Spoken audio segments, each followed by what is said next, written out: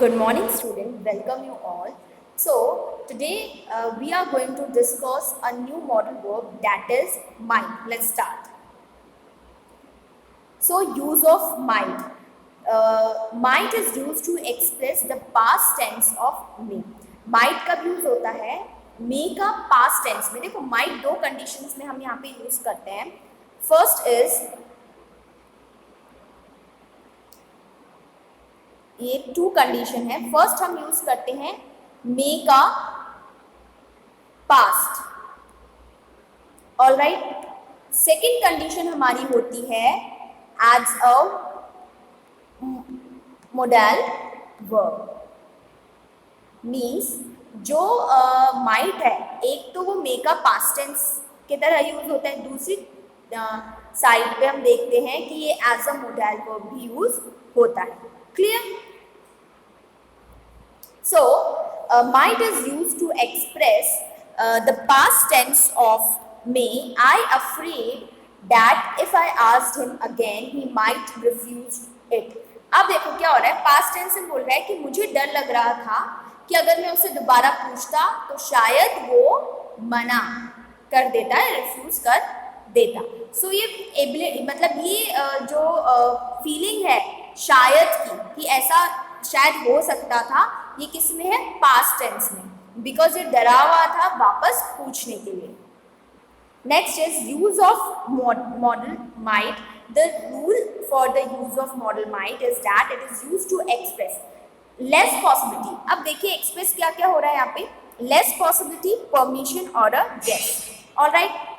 Okay, one by one हम इनके example देते हैं. First is it might rain today.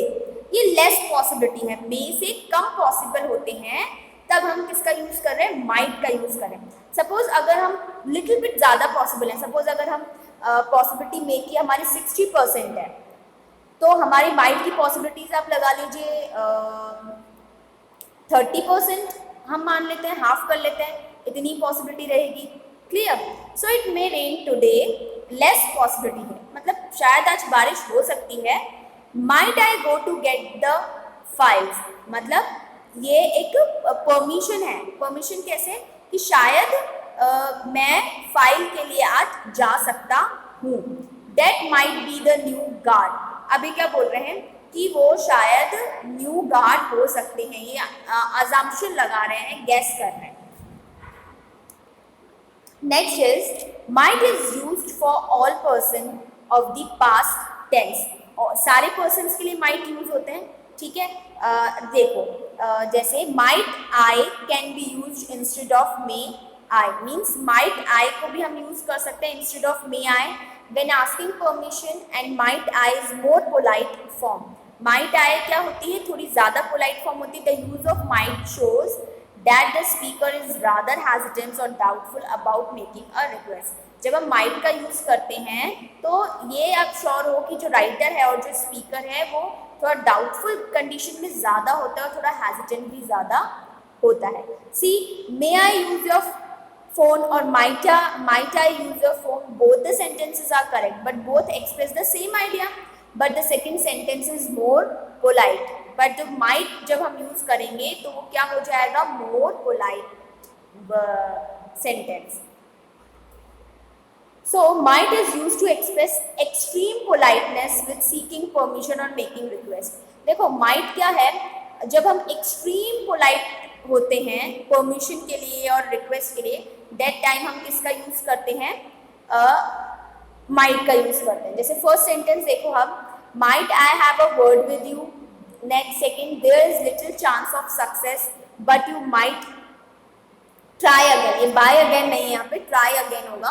Clear है? मतलब तुम्हारे सक्सेस के लिटिल चांसेस हैं बट तुम क्या कर सकते हो? दोबारा कोशिश कर सकते हो. ये एक परमिशन दे रहे हैं. मतलब टीचर है कि तुम्हारे सक्सेस के चलो लिटिल चांसेस है बट एक बार तुम वापस ट्राई कर लो. Might I make a suggestion. शायद मैं सजेशन दे सकता हूँ. Next is to express possibility. Might express greater doubt than may. Might क्या एक्सप्रेस करता है? बहुत ज़्यादा डाउटफुल होता है मे से ज़्यादा. Might suggest remote distance possibility. Remote distance possibility भी क्या सजेस्ट करता है? Might only. It may rain or he might come today. To put forward a suggestion. Might is often used to put forward a suggestion or offer advice which you are little hesitant. अब might क्या करता है, कोई suggestion आप देते हो या कोई ऑफर आप करते हो, किसी को एडवाइस करते हो तो थोड़ा हेजिटेंट होता है, ठीक है, मे से ज़्यादा. You might try again but I am not certain if you should.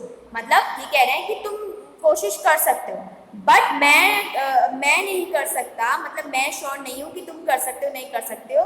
If you should मतलब तुम्हें करना चाहिए. तो ये क्या कहते हैं कि तुम कर सकते हो. You might try again.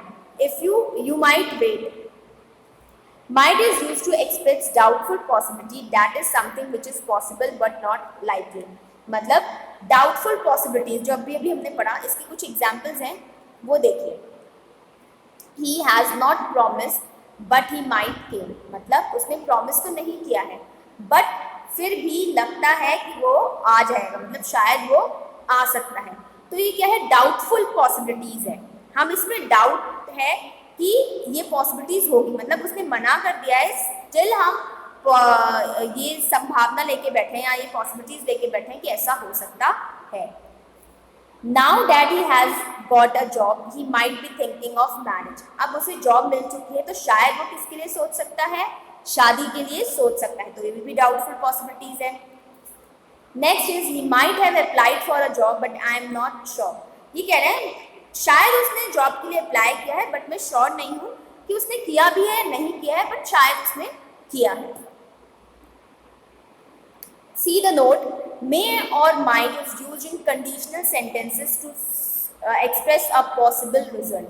कोई पॉसिबल रिजल्ट बताने के लिए मे और माइट का हम कंडीशनल सेंटेंसेस में भी यूज करते हैं. Like if you apologise he may forgive you. मतलब अगर तुम उससे माफ़ी मांग लोगे, क्षमा मांग लोगे तो शायद वो तुम्हें माफ़ कर देगा. क्लियर है. तो एक कंडीशनल एक सिचुएशन है कि अगर तुम ऐसा करोगे तो शायद ऐसा हो सकता है. ओके.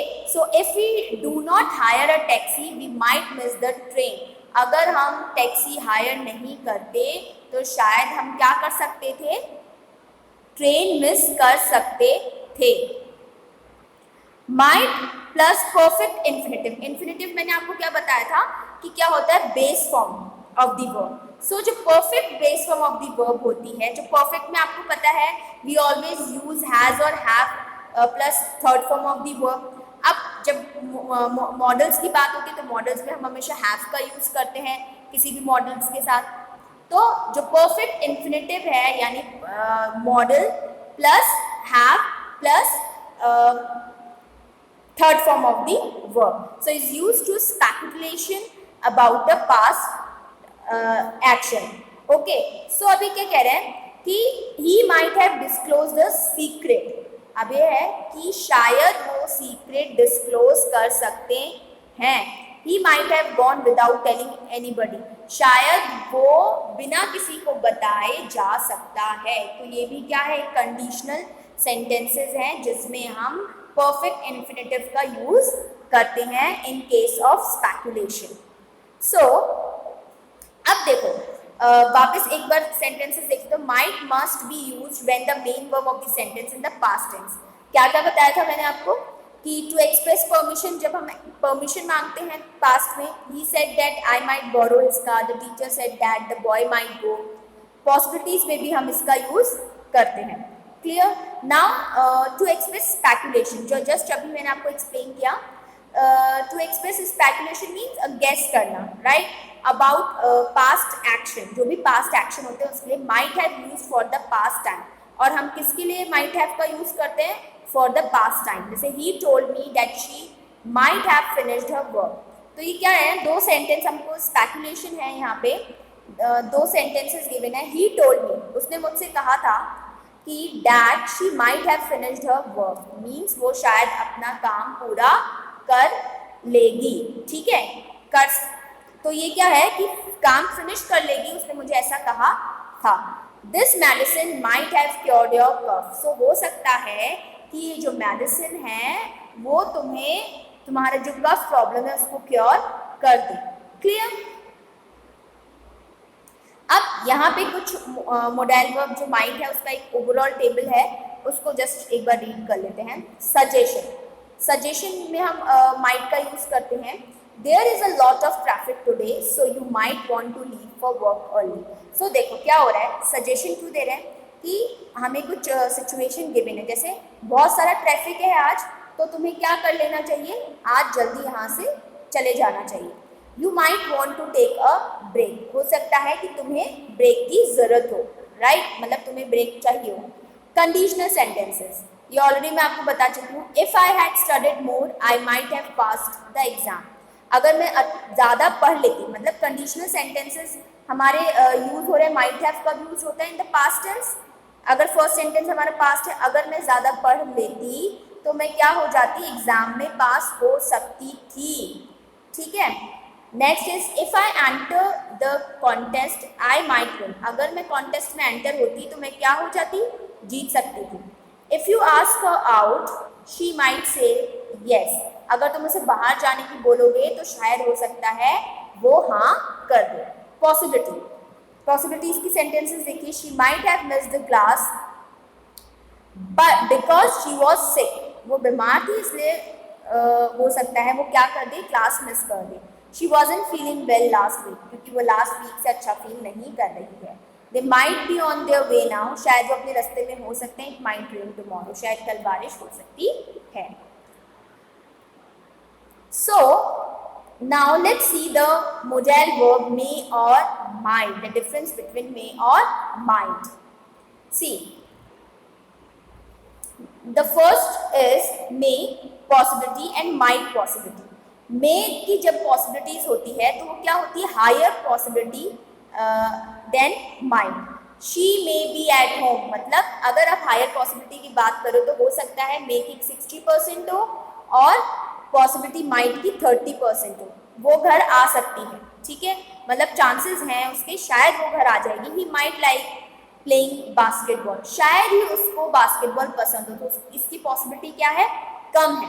सो ये ध्यान रखिएगा, मे हमेशा हायर पॉसिबिलिटीज में होता है और माइट थोड़ा लेस पॉसिबिलिटी में होता है। Next is permission.